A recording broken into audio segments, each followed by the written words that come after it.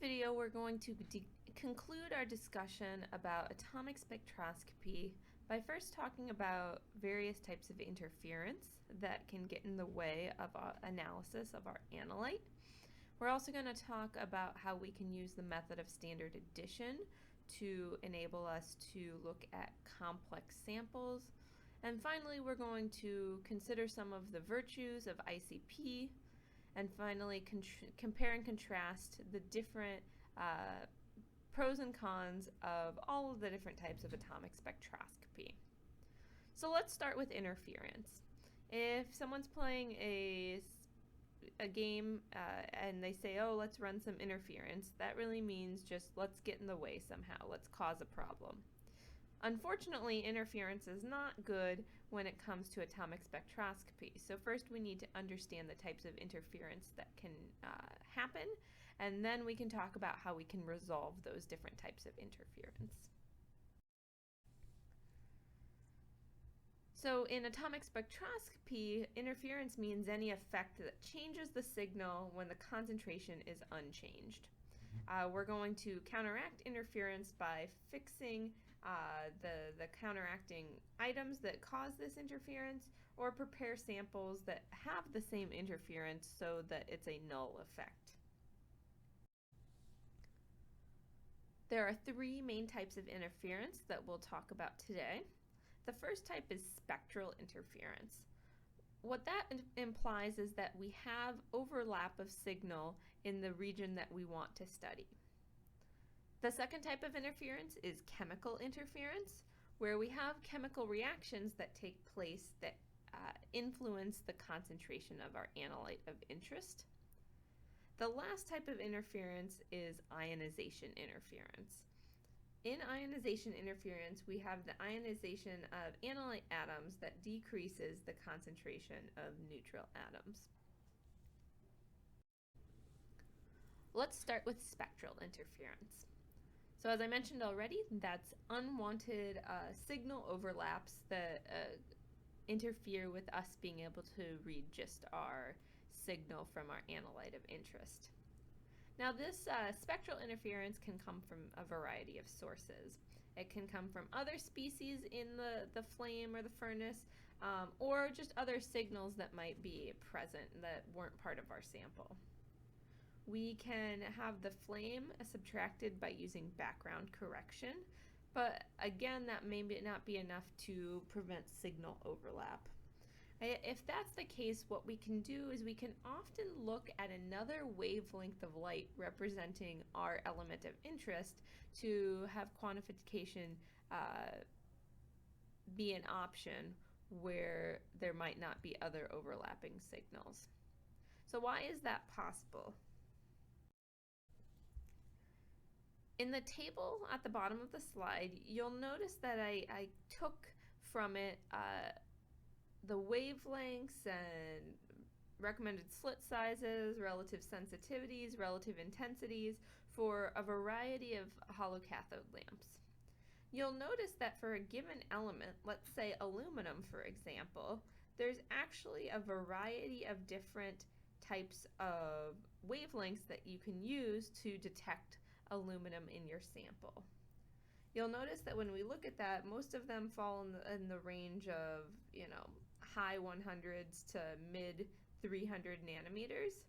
And then you'll also notice that with each of these wavelengths, we've got a scale of relative sensitivity and relative intensity. When relative sensitivity is low, that means the sensitivity is better.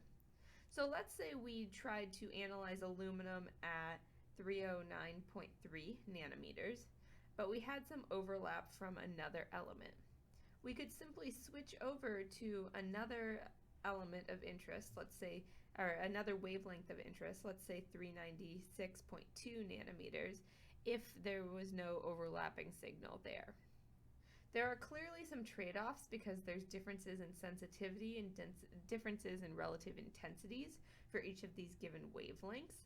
So typically it's listed with the most sensitive wavelength first and on down the line. Because of that, we have, in most elemental analysis, we have several different choices. So we can typically avoid spectral interference by simply switching to a different wavelength. The next type of interference is chemical interference. Basically, chemical interference means that we've got chemical reactions taking place that decrease our analyte concentration. So one example of chemical interference is phosphate that could react with calcium to form non-volatile salts. We don't want that reaction to take place because then if it's a non-volatile salt, that means that it won't be atomized in the flame and will ultimately decrease our concentration of, let's say, the calcium we were interested in measuring. So how do we deal with that chemical reaction that we don't want? We have a few options. One option is that we could add a releasing agent or use a fuel-rich flame. Either of these are going to help to reduce oxidized species. A second option would be to simply increase the flame temperature. If we do that, it's going to make it more probable that something that's non-volatile could become volatile if temperature was increased. So we can play around with these parameters to prevent or counteract these chemical reactions that could influence the concentration of our analyte of interest. The final type of interference I'll discuss is ionization interference. So ionization of analytes decreases the concentration of neutral atoms. What exactly does that mean at all? So, for example, you can have an alkali metal that has is most unlikely to be ionized. So remember, when we're atomizing samples, we're ionizing them, we want to see what's happening there. And the problem with that is that ionized atoms have different energy levels than neutral atoms. And when that happens, that decreases our signal strength. So what do? We try to suppress the formation of these ions. In the case of our alkali metals, what we can do is if they're typically ionized into a +1 cation and an electron, we can simply use Le Chatelier's principle to our advantage. If we add another element in the mix that's more likely for this reaction to take place, we'll have a different source of electrons, and if we have a different source of electrons, there's more of them, and Le Chatelier's principle says if we have more of a product, it's going to shift our reaction back to the reactants, thereby preventing this initial reaction. For example, if I was interested in measuring sodium, I could add something like cesium to my sample. The cesium is ionized more easily than the sodium, so the cesium would act as an ionization suppressor for the sodium because the cesium would break apart into cesium cations and electrons, and then those electrons would prevent the production of a lot of sodium cations. So we've talked about a couple different types of interference, but sometimes these problems can't be avoided, and we need to figure out how to deal with complex samples. So in the next few slides, I'm going to talk about a way in which we can get around samples that have complicated matrices. We can use the method of standard addition to enable us to work with difficult samples. Traditionally, we think about calibration curves as being used to determine the relationship between some kind of signal. We're typically used to thinking about absorbance, but there's other types of signals that are completely appropriate for calibration curves as well. And we relate that signal to a concentration. So typically we have a set of standards at different concentrations. They give different signals. We can find a calibration curve and then use that signal to determine the concentration of an unknown. However, there are times where we can't truly trust the information that we get out of a calibration curve. So if that calibration curve is unreliable, we're going to use the method of standard addition. How do you know if you can't trust your calibration curve? It turns out that if you have a sample with a matrix that's pretty complex, it could be difficult to reproduce what that matrix looks like, especially in a set of standards. So the way to get around that is to use the method of standard addition.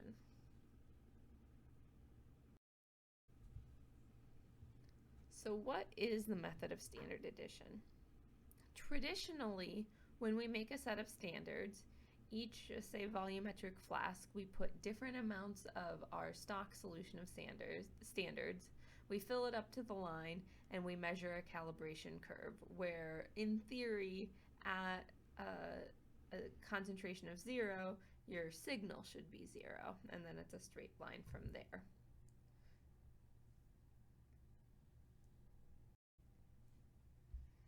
In the method of standard addition, what we do is something slightly different. We're used to thinking about a standard curve where we have a set of standards and then we take our unknown and measure that separately. But remember, the whole idea behind method of standard addition is that we're trying to replicate the complexity of the matrix of our unknown sample. What we can do for this type of analysis is that instead of having an unknown that we measure on its own, we can put a little bit of our unknown into each one of our standards. So in this example, we've got 5 volumetric flasks, and to each one of these volumetric flasks, we're going to add 5 mils of our unknown solution. Then we proceed as if we were making a set of standards by adding different volumes of a standard stock solution.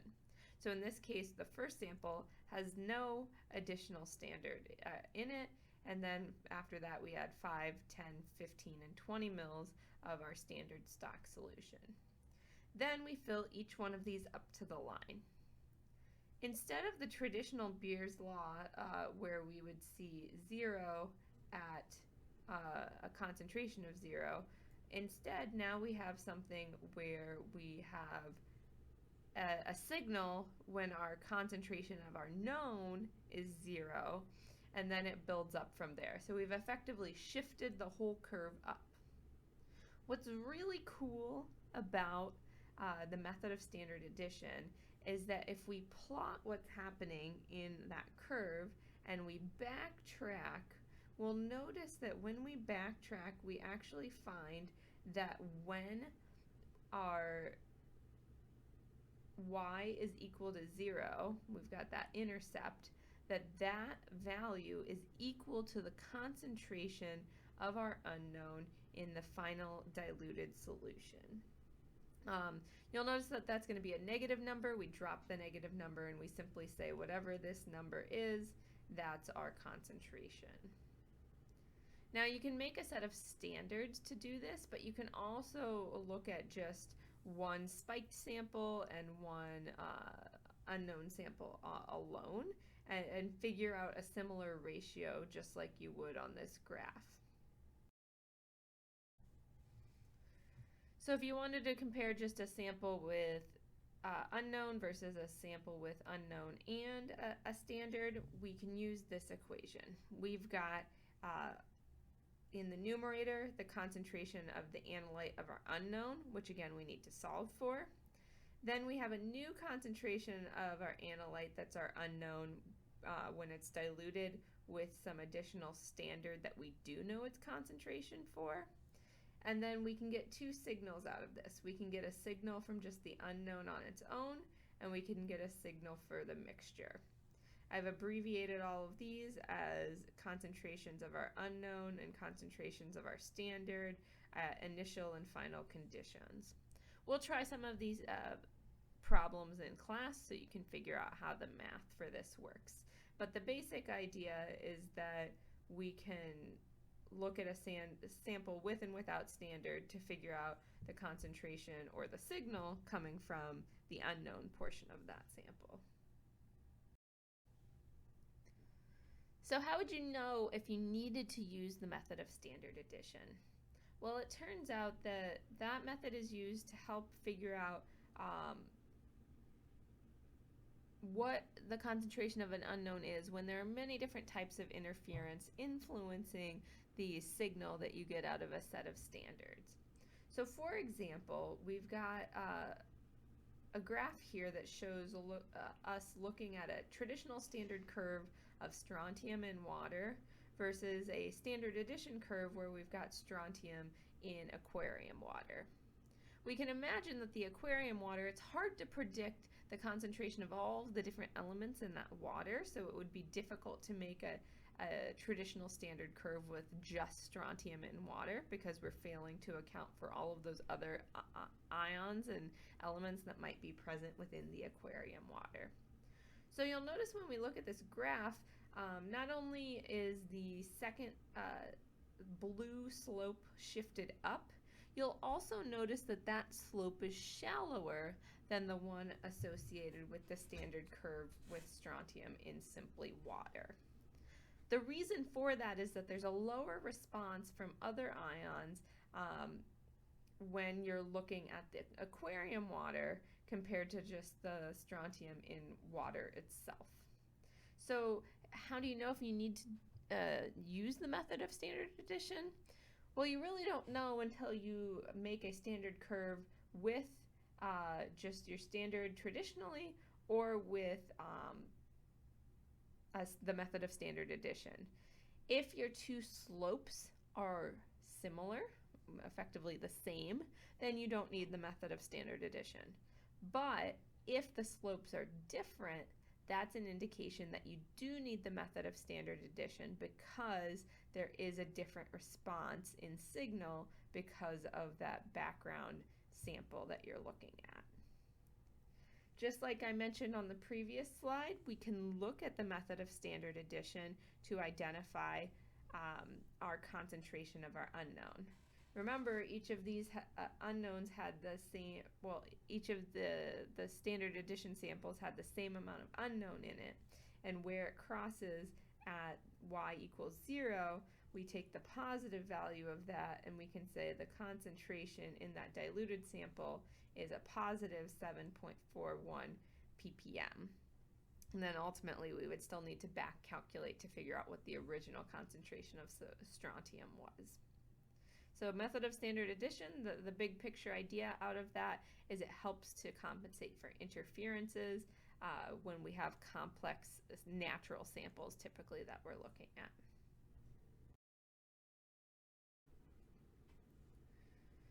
Now we've talked a little bit about ICP, and it has a lot of positive attributes associated with it, especially when it comes to interferences. Using an argon plasma typically eliminates many common interferences. One of the big reasons for that is that the plasma is at least twice as hot as a flame. Residence times for analytes in the plasma are twice as long. Those higher temperatures allow for atomization to be more complete. It's less likely for oxides and hydroxides to form, and those oxides and hydroxides are good representations of chemical interference. And then, thankfully, the plasma is relatively free of background radiation. Another problem associated with flame emission is self-absorption. So what does that mean exactly? Well, in a flame, emission can be decreased because the concentration of the excited atoms in the cooler outer part of the flame is lower than that of the warmer inner part of the flame. Because of that, the emission from the central region can be absorbed by the outer region of the flame. This results in nonlinear calibration curves and limits the linear range for flame and furnace atomic emission, typically down to about 2 orders of magnitude. Plasma, on the other hand, has a much more uniform distribution of temperature. So self-absorption is not nearly as big of an issue for plasma versus flame emission. As a result, the linear range for plasma is 5 orders of magnitude compared to the 2 orders of magnitude for flame or furnace emission. So 2 orders of magnitude would be saying something like 1 to 100 milligrams per liter is the range with which you can make a calibration curve, whereas 5 orders of magnitude, at 5 orders of magnitude, now you can start with anything as low as 1 milligram per liter, and you work your way 5 orders of magnitude higher to 100,000 milligrams per liter. In our discussions of ICP, we focused on atomic emission spectroscopy, but an ICP can also be set up to have a mass spec at the end of it. And this is actually one of the most sensitive techniques for trace analysis. We're talking about going to ppb levels, which are really hard to detect. And so effectively what we're doing here is we're just taking those ions produced by the plasma and sending them to a mass spec rather than to a monochromator and a detector. What's really great about the ICP is it's going to give us 8 orders of magnitude linear range, which is huge. It basically means you could just make one big calibration curve and never have to worry about some of the things like self-absorption or other interferences that get in the way with the flame emission. And then ICP EMS is really sensitive, so it's got detection limits on the order of 100 to 1,000 times lower than that of a traditional AA. But there's a downside to that. If the ICP-MS is so sensitive and has very low detection limits, it's crucial that you use very pure solvents like water, and when you acidify your samples, you want to make sure you're using trace metal grade nitric acid that's housed in Teflon or polyethylene so that it's not contributing any small amounts of elements that you don't want present in your sample. In fact, one of the things we do with most samples for any type of atomic spectroscopy is we always add a little bit of concentrated acid to make sure that we don't precipitate anything out in solution. So this next slide I'm going to show you is the last for all of atomic spectroscopy, but it's a bit of a doozy. It basically compares and contrasts many different aspects of all of the different types of atomic spectroscopy. I would expect you maybe to not know the exact numbers associated with each category I'll show, but to have a general feel for what's better or worse about each of the individual techniques. So this table is a bit overwhelming. I recommend either just listening to me now or pausing and writing it down before you kind of take it all in. There's an example of this table towards the end of chapter 20 in our textbook as well. But basically what this table does is it compares and contrasts different aspects associated with the flame AA, the furnace AA, plasma emission spectroscopy, and the ICP-MS. So you'll notice first with cost that the flame AA is the lowest cost, whereas the ICP-MS is the most expensive. The flame and furnace AA require different lamps for each element, whereas the plasma emission and ICP-MS do not. The background signal is very high for the furnace AA and lower as we increase the expense of the instrument.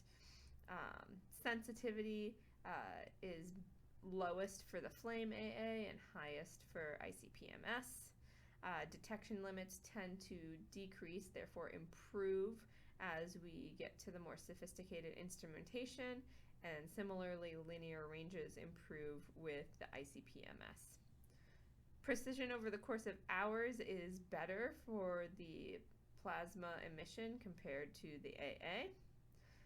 In terms of interferences, you have many spectral interferences for the plasma emission, but not as many for the other types of spectroscopy, and then many types of chemical interference for the flame and furnace AA compared to a few or some for the plasma. Sample throughput's an important one. Ultimately, time is money, so how long it takes to analyze a sample matters. For the AA, you can measure an element for a sample in, say, 10 to 15 seconds, versus for the furnace AA, it takes 3 to 4 minutes per sample. On the other hand, when we look at our plasma emission, we can measure dozens of elements on the order of just a few minutes. The sample volumes needed are large for the flame AA, very small for the furnace AA, and intermediate volumes for the plasma emission and ICP-MS. And then finally, the cost to purchase these, again, just like we said, cost of the equipment, the purchase costs increase as we work our way across the table. So this video wrapped up our coverage of atomic spectroscopy. We learned about different types of interference. We learned about the method of standard addition to handle many of those types of interference. We highlighted some of the virtues of ICP-AES and ICP-MS, and then we ultimately compared and contrasted the 4 different types of atomic spectroscopy highlighted in this chapter.